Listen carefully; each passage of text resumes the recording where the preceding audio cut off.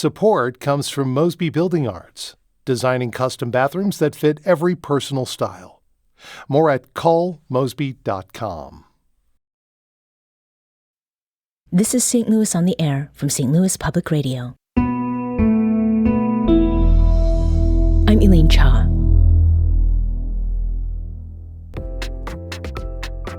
Last November, Missouri voters narrowly passed a ballot measure that will allow for legal sports gambling in the state.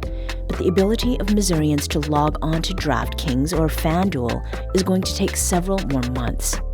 Earlier this week, Missouri Secretary of State Denny Hoskins rejected so-called emergency rules that would have potentially allowed for sports wagering this summer. STLPR politics correspondent Jason Rosenbaum will join us in a moment to talk this through. But first, let's listen to his conversation recorded yesterday with the Secretary of State. Mr. Secretary, can you explain why you did not approve the Missouri Gaming Commission's emergency rules about sports betting last week? Yes, so the Missouri Gaming Commission submitted two sets of rules, one regular rules and one emergency rules. So I looked up in state statute what defined an emergency. And there are four things that qualify for something to be an emergency, but the most prevalent one is it must be something dealing with the health and well-being of Missourians in the state of Missouri. Sports book and sports betting, as far as making it legal to bet sooner, i.e. this summer versus this fall, does not constitute an emergency as far as Missouri state law is concerned. The Missouri Gaming Commission put out a statement saying that your decision will delay for months the rollout of sports wagering. So what would you say to people who may be extremely disappointed that they may have to wait a little bit longer to place their bets? I would say, I take my job as Secretary of State very seriously, and I'm following Missouri state law as far as deciding whether or not an emergency rule should be approved or rejected. I've had several Missourians reach out to me, and they're very frustrated. They want a public comment period. An emergency rule does not allow for a public comment period or allow for the rules to go to JCAR, the bipartisan joint committee between senators and representatives that actually looks at the rules. So if I would have said, yes, this is a emergency, there would be no public comment period. And I've had a lot of folks reach out to me because they want to publicly comment on Sportsbook, and here's why. I know that before the election, there were numerous commercials. I mean, you couldn't turn on the TV without having commercials about legalizing Sportsbook and saying that all this money was going to go toward education. And in those commercials, it said anywhere between $35 million to $50 million a year it would go toward education if Sportsbook was legalized here in the state of Missouri. However, when we're looking at the budget this next year, the House Budget Chairman, Dirk Deaton, actually went into House Bill 2, Department of Elementary and Secondary Education budget, and they are budgeting $1,084,000 would go toward education this year if Sportsbook would have passed and been legalized starting this summer. So there's a big, wide discrepancy between the $35 to $50 million that the pro Sportsbook commercials claimed was going to go toward education, and the $1,084,000 that is currently being budgeted for next year's budget starting July 1st. So there's a lot of people that want to have the opportunity to comment in on that and comment on the rules and see if they weren't sold a bad bill of goods as far as what they were told legalizing Sportsbook was going to do for education and what is actually money that's going to be sent to education. And just for our listeners, JCAR stands for the Joint Committee on Administrative Rules.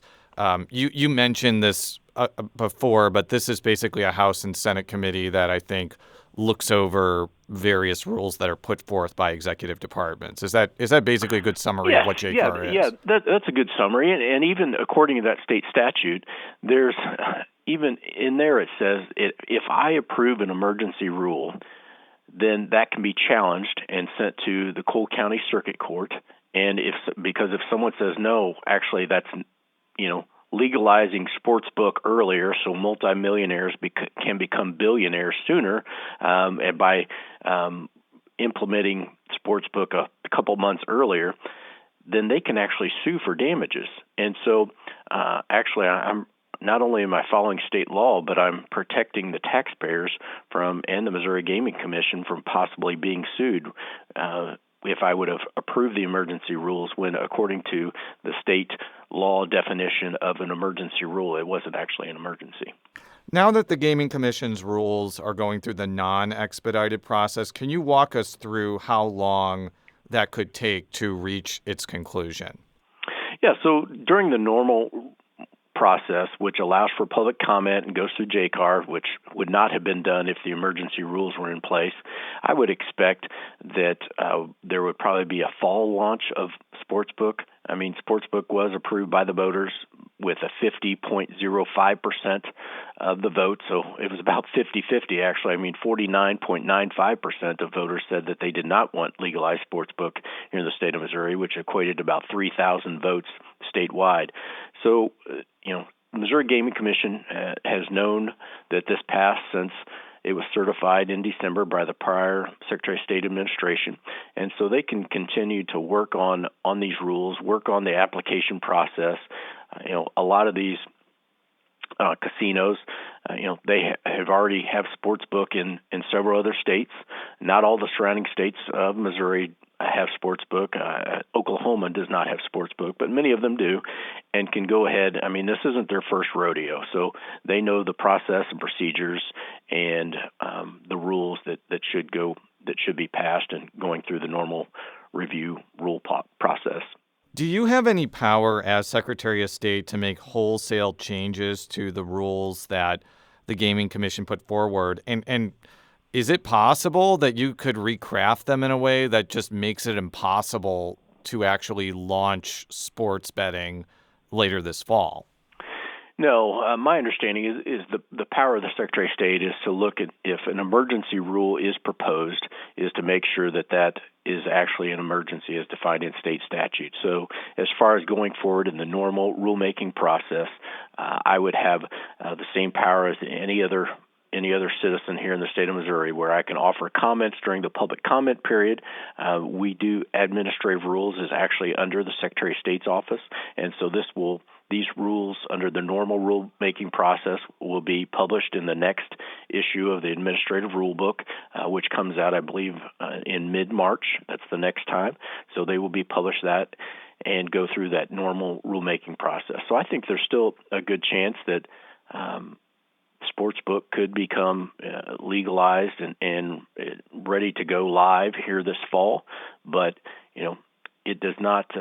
Legalizing Sportsbook does not constitute an emergency according to Missouri state law. Now, Governor Kehoe submitted an emergency order about a couple weeks ago, and it dealt with egg drop syndrome. I had no idea what egg drop syndrome was, but it has to do with chickens laying soft shell eggs, which is obviously a problem when you try to move those eggs around.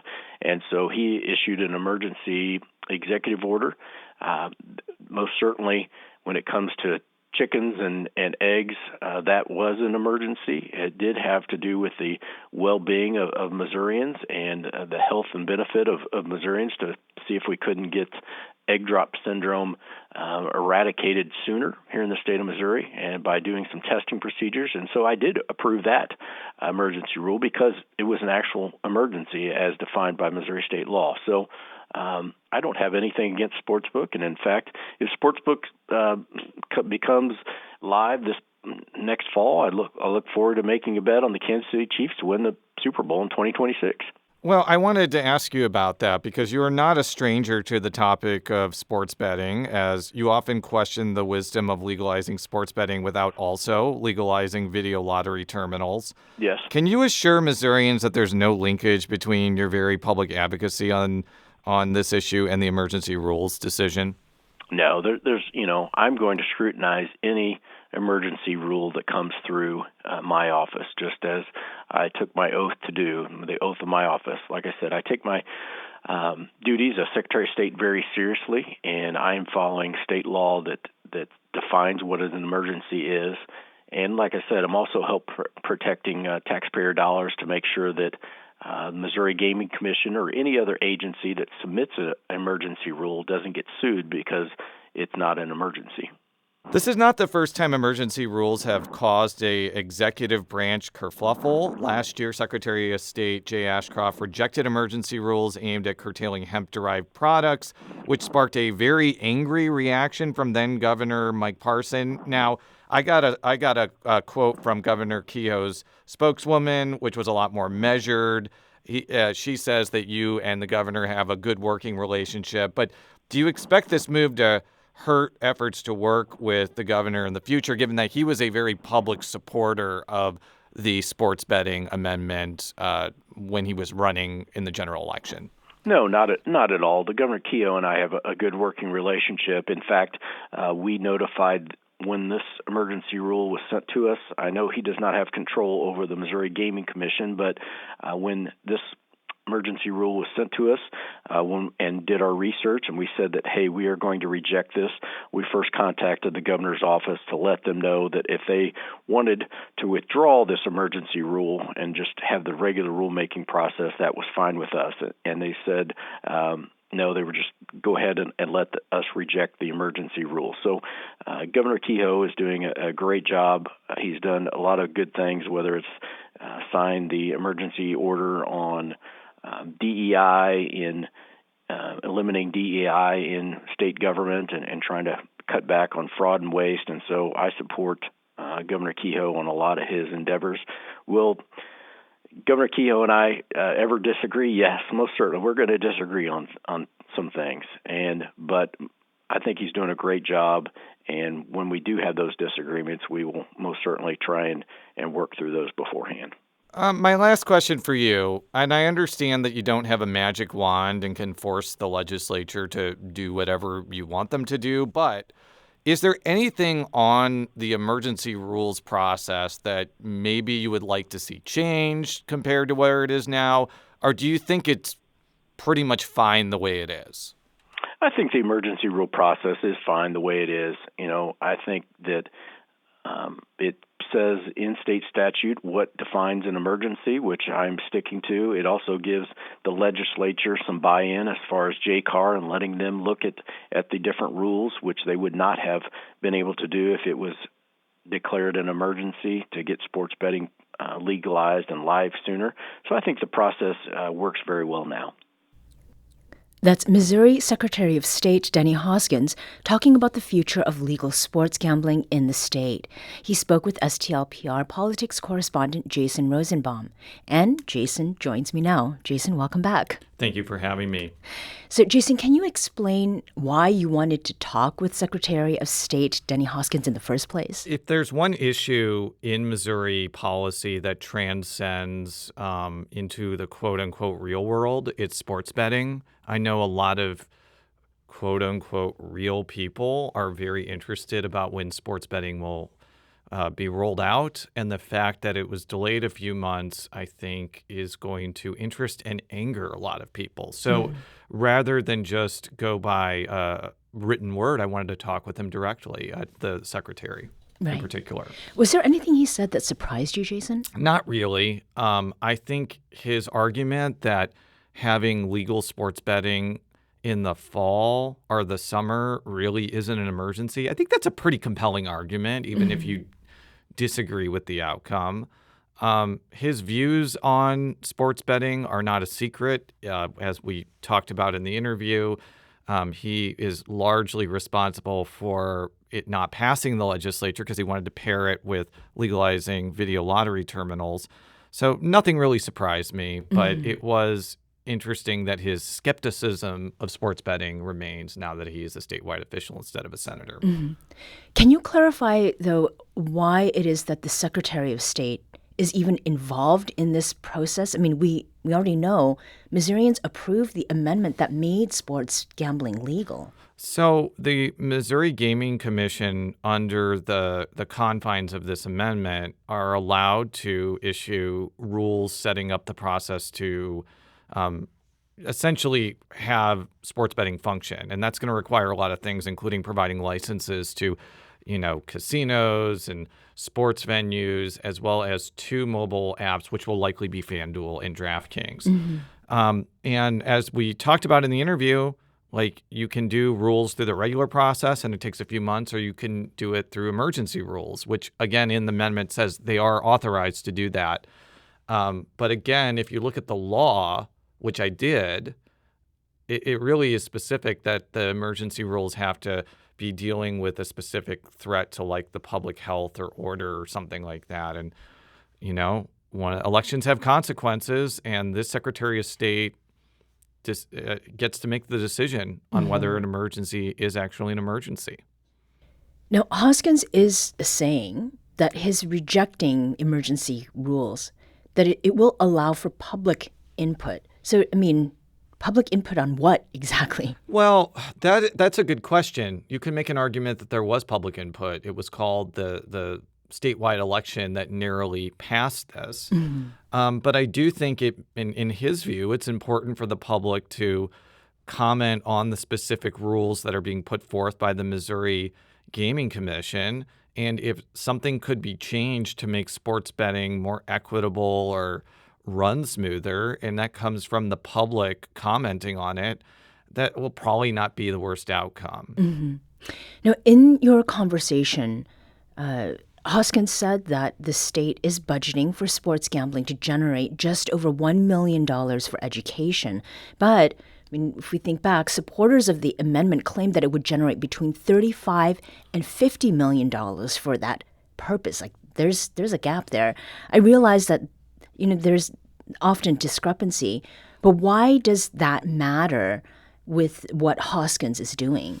I think it matters because in his view, he doesn't really have a lot of power as Secretary of State to stop sports betting from happening, even though if he had his Secretary of State magic wand, which I kind of mentioned in the interview, he probably would go back to what he was doing in the Senate and say this can't be legalized until video lottery terminals are.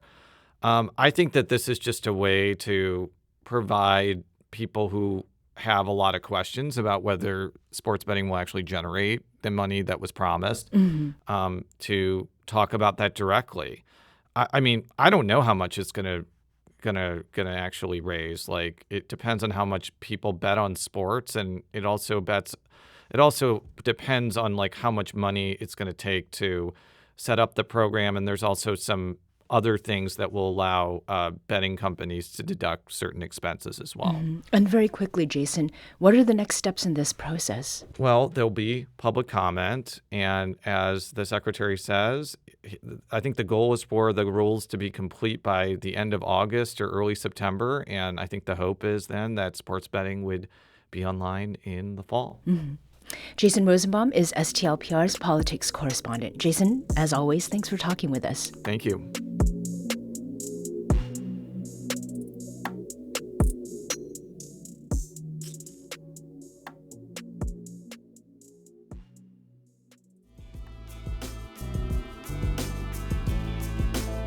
Today's episode was produced by Alex Hoyer and Jason Rosenbaum. Audio engineering and editing by Jason. This podcast was mixed and edited by Aaron. Our executive producer is Alex Hoyer. St. Louis on the Air is a production of St. Louis Public Radio.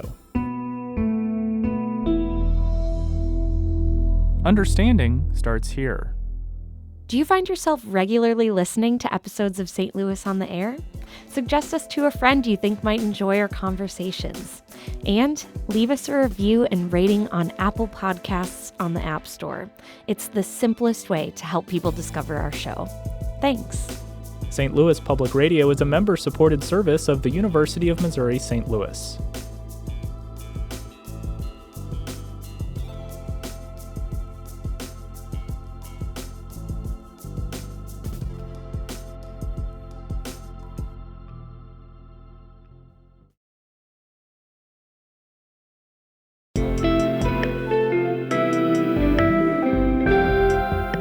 The Gateway brings you the day's news each weekday from around the St. Louis region and the state capitals in Jefferson City. Our schools are accredited.